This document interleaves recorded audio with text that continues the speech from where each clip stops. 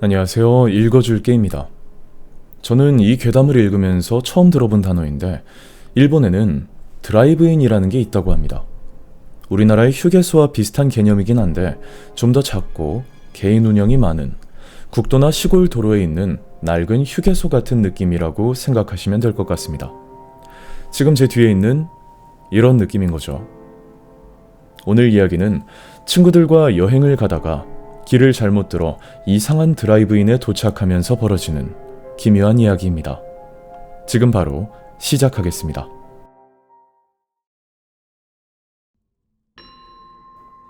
이 이야기가 오컬트나 괴담에 들어가는 건지 어떤지는 좀 애매하다. 하지만 딱히 쓸 곳도 없고 개인적으로는 굉장히 무서웠던 경험이라 여기에 적는다. 그리고 이미 몇 달 전의 일이라 대화는 기억이 흐릿한 부분이 많아서 당시엔 대충 이런 느낌이었다 정도로 떠올리며 쓰고 있다. 부자연스럽거나 이상하게 느껴지는 부분이 있더라도 이해해줬으면 한다. 작년 여름 친구들이랑 모여 있었을 때였다. 딱히 할 것도 없고 심심해서 어디 드라이브나 갈까 하는 이야기가 나왔다. 그래서 별다른 목적도 없이 일반 도로만 이용해서 나가노까지 가보기로 했다. 멤버는 나, 케이타, 타케시, 유타 이렇게 넷. 원래 심심할 때마다 모이는 것도 거의 이 멤버였다. 목적 없이 출발한 거라 당연히 딱히 할 것도 없었고 남자 넷이서 칙칙하게 돌아다니며 적당히 관광지에서 밥 먹고 해가 져서 꽤 어두워졌을 무렵 집으로 돌아가기로 했다. 운전을 번갈아 하면서 나가노와 군마의 경계쯤을 내비게이션에 의존해 달리고 있었는데 운전 중이던 케이타가 조수석에 나에게 말했다. 뭔가 길 이상하지 않냐? 내비 경로 여기 맞아? 나는 딱히 이상함을 느끼지 못했는데 듣고 보니 확실히 뭔가 이상했다. 분명 조금 전까진 꽤 넓고 깨끗한 도로를 달리고 있었는데 지금 지나가는 곳은 길폭도 좁아졌고 가드레일은 녹투성이었다. 도로 곳곳엔 금이 가 있었고 갈라진 틈 사이로 잡초까지 자라고 있었다. 올 때와는 다른 루트로 돌아가는 거라 맞는 길인지 확신은 없었지만 내비에는 꽤 전부터 계속 외길 하나만 표시되고 있었다. 케이타 말로는 갈림길도 거의 없이 계속 길 따라서 직진만 해왔다고 했다. 산속이니까 이런 길도 있겠지 싶어서 그대로 계속 달렸는데 그런 상태의 도로가 30분 넘게 계속 이어졌고 마주오는 차 한 대조차 없어서 다들 점점 불안해지기 시작했다. 뒷좌석에 유타가 말했다. 어디 차 좀 세워놓고 경로 다시 확인하는 게 낫지 않겠어? 그 말을 꺼낼 즈음 조금 앞쪽에 드라이브인 같은 불빛이 보였다. 주차장엔 몇 대 안 되긴 했지만 차도 몇 대 세워져 있었다. 그것만으로도 우리는 왠지 안심이 됐다. 마침 잘 됐다는 생각에 그 드라이브인 주차장에 차를 세웠다. 겉보기엔 무인 드라이브인 같았다. 직원은 없는 것 같았지만 자판기들이 줄지어 있는 건 밖에서도 보였다. 일단 각자 화장실도 가고 음료나 먹을 것도 챙기기로 했다. 케이타와 유타는 화장실로 향했고 나와 타케시는 자판기 코너 옆에 있는 휴게실 같은 곳으로 갔다. 휴게실 입구 문을 열려고 했을 때 나는 입구 불빛 근처에서 이상한 걸 봤다. 손바닥보다 훨씬 큰 나방이었다.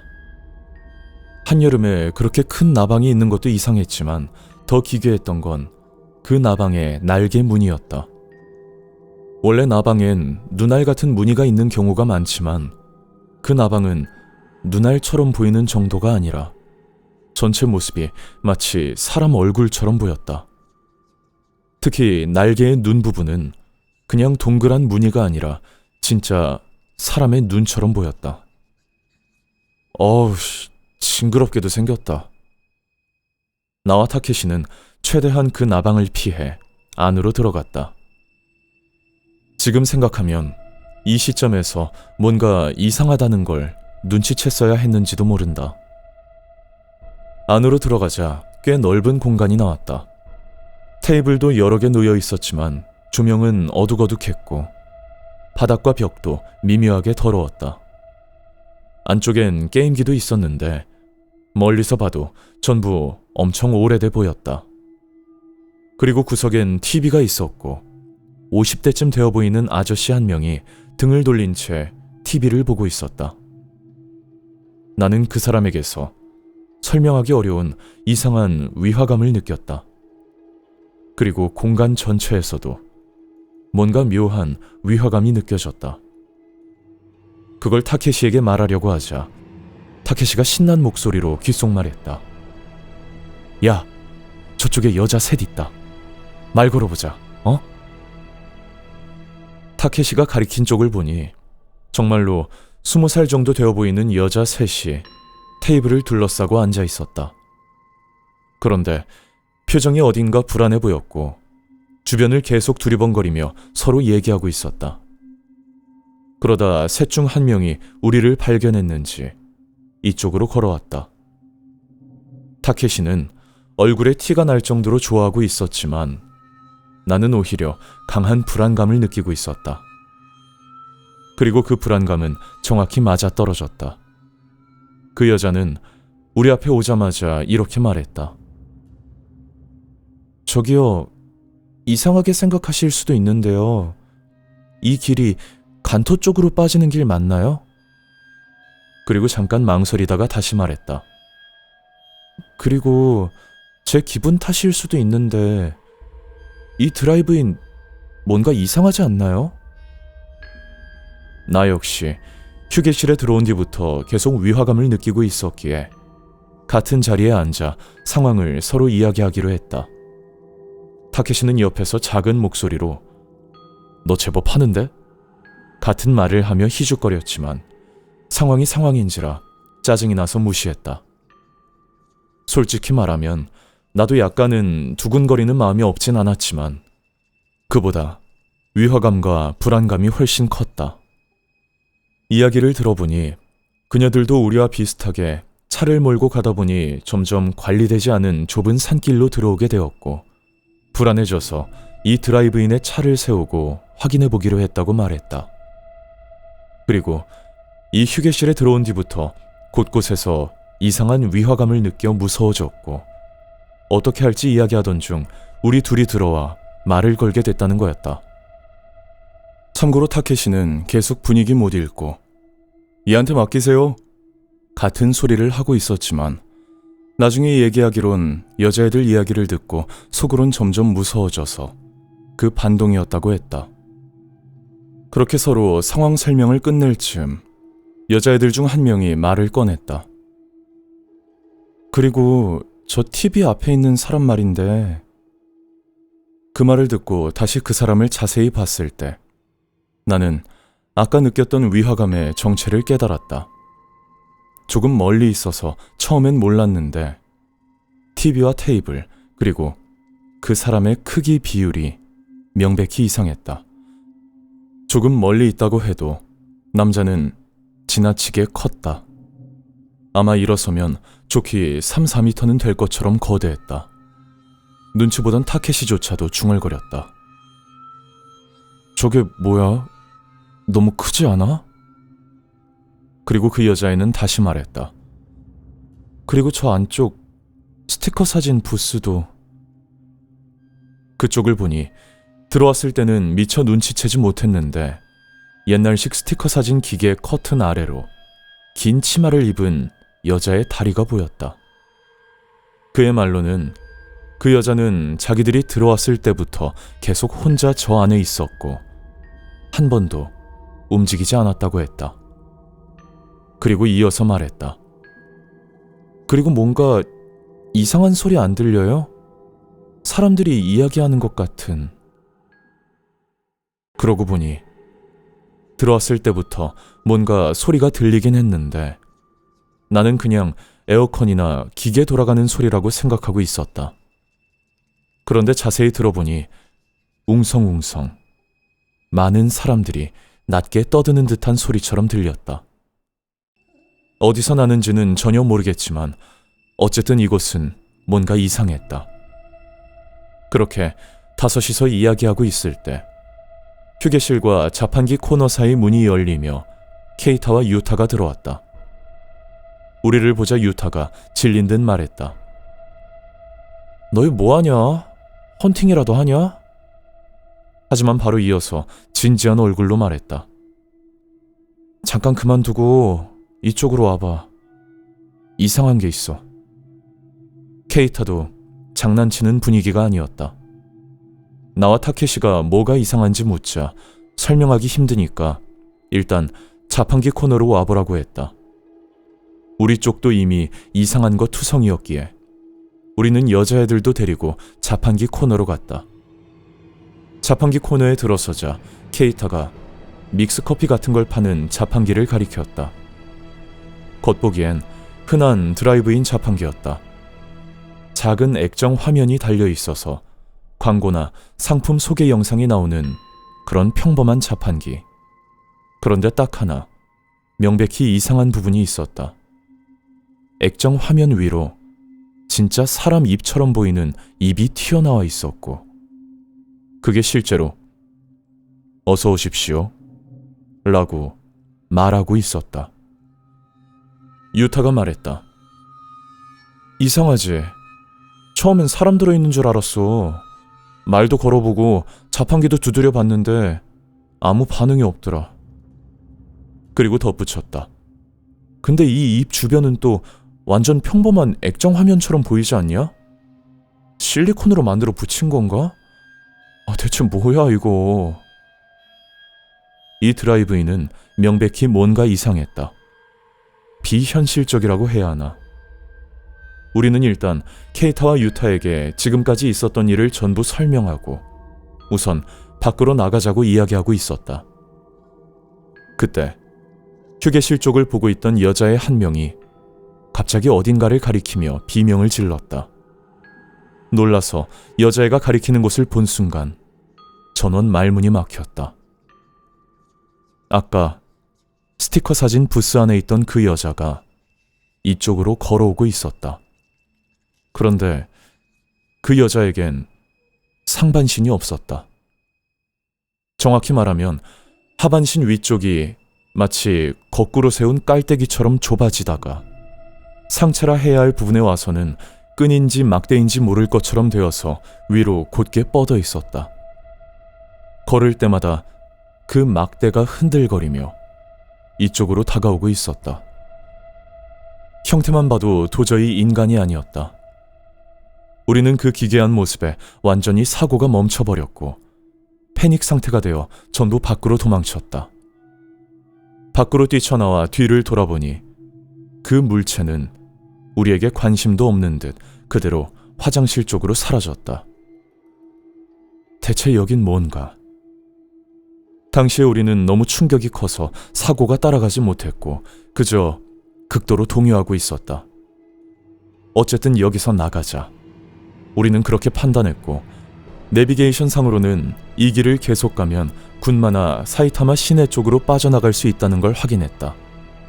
그리고 여자애들에게 속도 너무 안 낼 테니까 뒤따라오면 돼 라고 말하고 있을 때였다.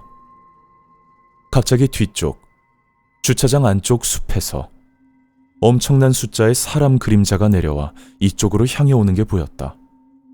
대충 봐도 5, 60명 정도는 되어 보였다. 게다가 사람 그림자 말고도 숲 쪽에서 거대한 뭔가가 이쪽으로 뛰어들어와 우리 차 옆에 세워져 있던 트럭에 쿵 하고 충돌했다.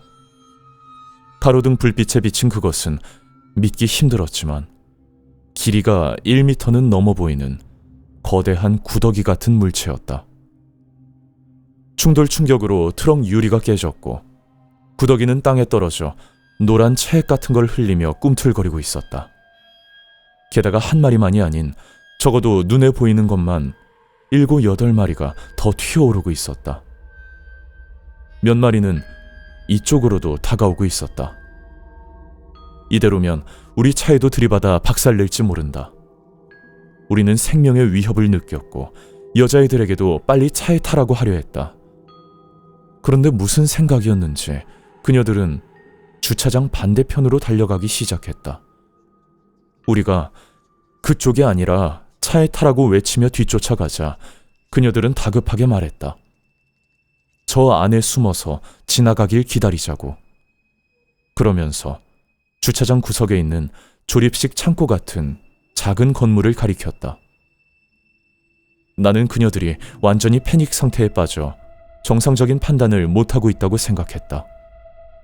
그래서 됐으니까 얼른 차에 타라고 소리치며 넷이서 억지로 팔을 붙잡아 끌고 왔다. 그리고 거의 코앞까지 다가온 사람 그림자 무리와 튀어다니는 거대 구더기들을 뒤로 한 채 강제로 여자애들을 차에 태웠다. 패닉 상태인 여자애들만으론 불안하다며 타케시와 유타가 여자애들 차에 같이 탔고 그쪽 차는 타케시가 운전해서 드라이브인을 빠져나갔다. 도로에 나와 뒤를 보니 여자애들 차 뒤쪽으로 점프하는 구더기들이 보였다. 하지만 아무래도 차 속도를 따라오진 못하는지 곧 보이지 않게 되었다. 그렇게 1시간쯤 달렸을까. 지금 생각하면 거리상 산 아래까지 그렇게 오래 걸릴 리 없는데 말이다. 어쨌든 아래쪽으로 도시 불빛이 보이기 시작했다. 그러자 뒷차에 탄 유타에게 전화가 왔다.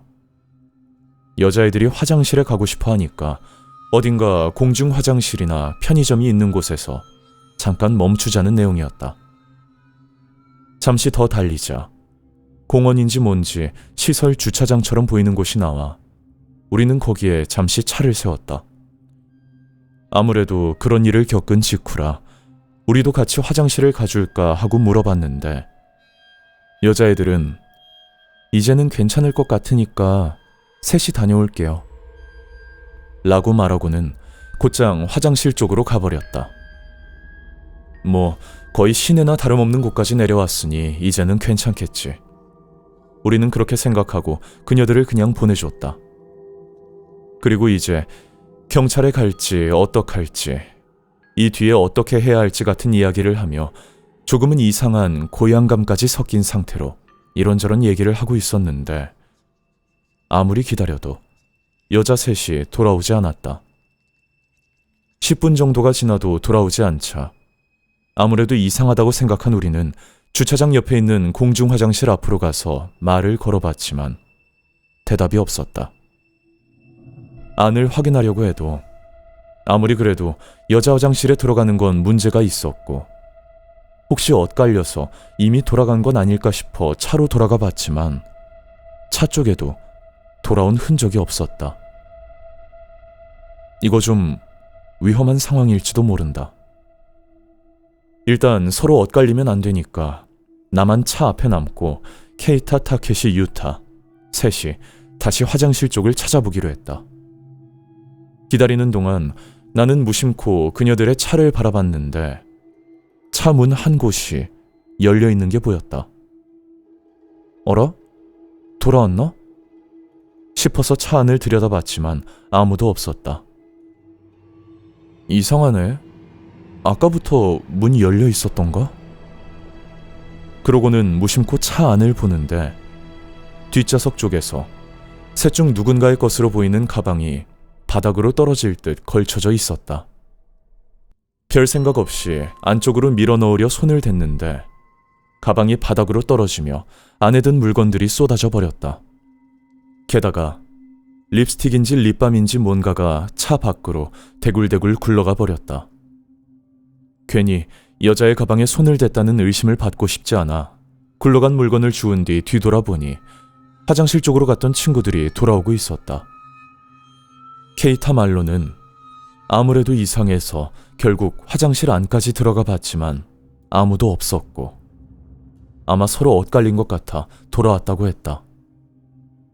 슬슬 장난 아닌 상황이 되어간다고 느낀 우리는 드라이브인에서 있었던 일을 경찰이 믿어줄지는 불안했지만 여자애들이 걱정돼서 112에 신고하기로 했다. 경찰이 올 때까지 번갈아가며 여기저기 찾아보기도 했지만 결국 발견하지 못했고 약 15분 정도 뒤 경찰이 도착했다. 경찰관이 순찰차에서 내렸고 우리가 지금까지 있었던 일을 설명하고 있는데 경찰관이 이상한 말을 했다. 그래서 그 여자애들 차가 어느 차라는 겁니까? 나는 아니 저희 차 옆에 세워져 있는 이라고 말하며 뒤를 돌아봤다가 그대로 멍해졌다. 경찰이 올 때까지 분명 거기에 있었던 그녀들의 차가 사라져 있었다. 말도 안 된다고 생각하며 넷이 주변을 찾아봤지만 애초에 주차장에는 우리 차밖에 없었다. 명백히 수상하다는 눈빛으로 우리를 보는 경찰관. 상당히 난처한 상황이 되어버렸는데 그 순간 아까 내용물을 쏟았던 가방을 차에 돌려놓는 걸 깜빡하고 우리 차 지붕 위에 그대로 올려놨다는 게 떠올랐다. 지붕 위를 보니 가방은 그대로 있었다. 우리는 경찰에게 이게 증거라며 가방을 보여주고 대체 무슨 상황인지는 모르겠지만 일단 찾아달라고 부탁했다. 하지만 경찰은 일단 증거품으로 가방은 받아갔지만 이야기 자체가 너무 황당무계해서 전혀 믿지 않는 분위기였다. 우리는 각자 주소와 연락처를 적었고 나중에 다시 이야기를 들을 수도 있으니 일단 돌아가라는 말을 듣고 그대로 귀가했다. 그 후 사실 꽤 귀찮은 일이 생겼다. 우리가 경찰에 넘긴 가방. 수첩과 휴대폰을 통해 신원이 확인됐는데 그건 무려 10년도 더 전에 실종 신고가 접수된 어느 대학생의 물건이었다고 한다. 그 때문에 우리는 사건과 관련 있는 게 아니냐는 의심을 받아 조사를 받게 됐다. 하지만 10년 전이면 우리도 아직 어린애였고 우리 넷 모두 진학 때문에 도쿄로 올라온 사람들일 뿐이었으며 애초에 나가노나 군마도 고향이 아니었다. 당연히 실종된 대학생들과도 아무 관계가 없다는 게 금방 확인돼 의심은 쉽게 풀렸다. 다만 가방을 어디서 얻었는지만큼은 꽤 자세히 추궁당했다. 경찰 말로는 우리가 지나왔다는 길에는 그런 드라이브인 자체가 존재하지 않는다고 했다.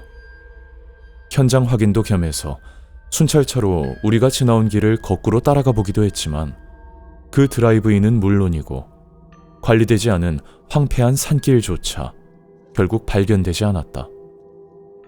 다만 조사 중 보여준 그 대학생 사진은 그 여자 셋 중 한 명이 틀림없었다. 가방 일도 있었고 경찰은 다시 연락해서 이야기를 들을 수도 있다고 했지만 지금까지 그런 연락은 없었다. 다만 지금 생각해보면 그 여자애들에게는 여러 수상한 점이 있었다. 10년이나 지났음에도 실종 당시 모습 그대로였다는 가장 기묘한 부분은 일단 제쳐두더라도 말이다. 첫 번째, 그녀들은 아마 우리와 같은 루트로 드라이브인에 도착했을 것이고 분위기로 봐서는 도착 시간 차이도 그렇게 크지 않았을 것이다. 그런데 우리는 그 산길에서 단 한 번도 앞쪽 차량의 헤드라이트를 본 적이 없다. 시야가 꽤 트인 장소도 분명 지나왔는데 말이다. 두 번째는 그녀들이 우리에게 말을 걸어온 상황이다. 그런 기괴한 상황에서 갑자기 들어온 생판 모르는 남자 둘에게 불안해하던 여자들이 아무 경계도 없이 말을 걸까? 보통은 경계하는 게 자연스럽지 않은가? 세 번째는 도망칠 때의 상황이다. 그때 조립식 창고 안에 숨어 상황을 넘기자고 제안한 건 정말 패닉 상태였기 때문이었을까? 애초에 그런 기괴한 상황에서 셋이 아무 상의도 없이 아무 의심도 없이 곧장 처음 보는 조립식 창고로 향하는 게 가능한 일일까? 창고는 잠겨 있었을 수도 있고 무엇보다 바로 눈앞에 자기들 차가 있었는데 말이다. 마지막으로 그런 비정상적인 상황을 막 겪고 난 직후였는데도 왜 그녀들은 굳이 셋이서만 화장실에 가겠다고 했던 걸까? 생각하면 할수록 그녀들의 행동에는 수상한 점이 너무 많다. 만약 도망칠 때 그녀들의 말대로 조립식 창고 안에 숨어 있었다면 우리는 어떻게 되었을까? 지금 생각하면 그녀들 셋의 행동은 무언가 악의가 있었던 것처럼 밖에 느껴지지 않는다. 애초에 우리는 그녀들이 왜 그 산길을 지나고 있었는지 그 이유조차 모른다. 네, 여기까지입니다. 어떠셨나요? 재미있으셨나요? 저는 그야말로 만화 같은 이야기라 되게 재밌게 읽었습니다. 한적한 드라이브인에 인면 나방도 나오고 거대한 구더기도 나오고 그야말로 만화스럽지 않나요? 저는 만화를 참 좋아합니다. 그 중에서도 약간 공포, 호러, 또 좀 잔인한 스타일의 만화를 좋아하는데 히오도리 사치코 작가의 죽은 자의 목소리를 듣는 게 좋을 거야 라는 만화가 있습니다. 딱 지금 이 괴담 같은 스타일의 만화입니다. 공포 만화 좋아하시면 개인적으로 추천드립니다. 그리고 사실 이 괴담은 구독자분이 추천해주신 괴담입니다. 덕분에 정말 즐겁게 읽었습니다. 감사드리고요. 저는 다음번에 또 다른 이야기로 찾아뵙겠습니다. 항상 감사합니다.